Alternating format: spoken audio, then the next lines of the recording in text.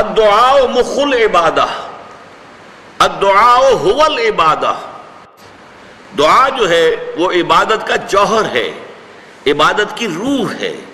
بلکہ یہ کہ اصل عبادت جو ہے وہ دعا ہی ہے۔ لہذا توحید فی الدعاء کیا ہے؟ لا تدعو مع اللہ احدا، اللہ کے ساتھ کسی اور کو مت پکارو۔ یہ سورہ جن کی آیت ہے۔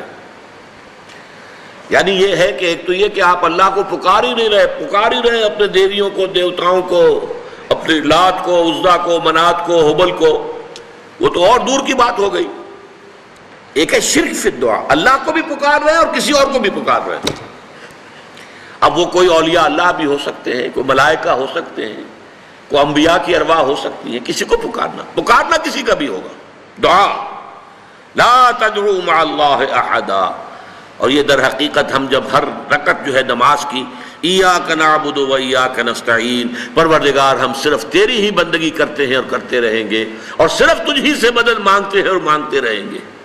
یہ ہمارا قول و قرار ہے، یہ ہمارا عہد ہے اللہ کے ساتھ، اس کے خلاف نہ ہو، کسی کو پکارنے کی اجازت نہیں ہے۔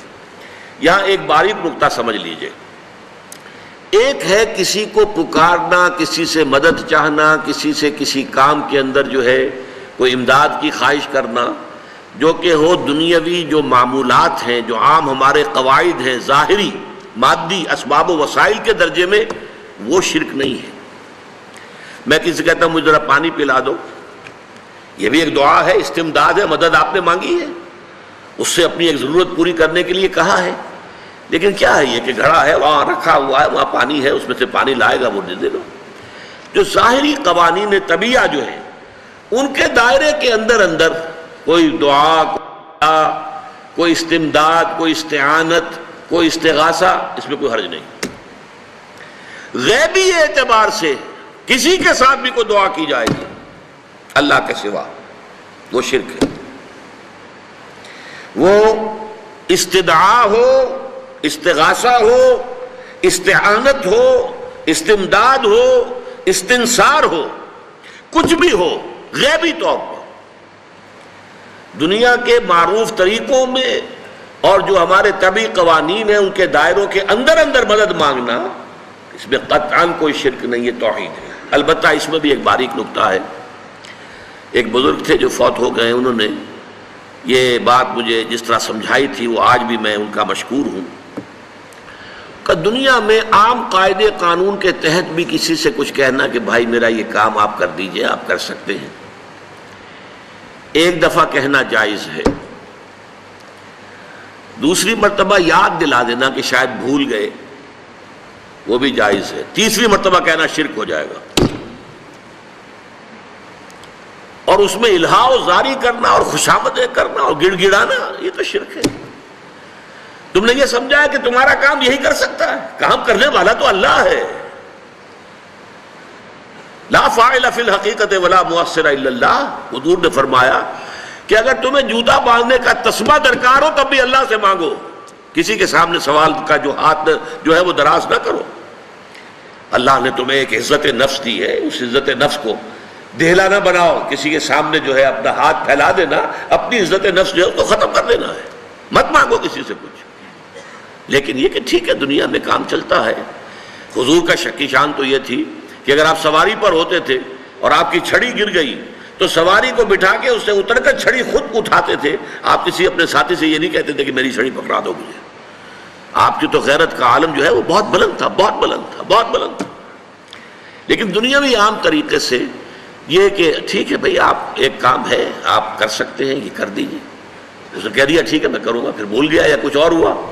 دوسری مرتبہ یاد دہانی کرا دی، تیسری مرتبہ جو ہے انہوں نے کہا کہ پھر اس میں شرک کی بو آنے لگتی ہے کہ معلوم ہوتا ہے کہ آپ نے سمجھا ہے کہ اسی کو اختیار حاصل ہے، یہی مقتدر ہے،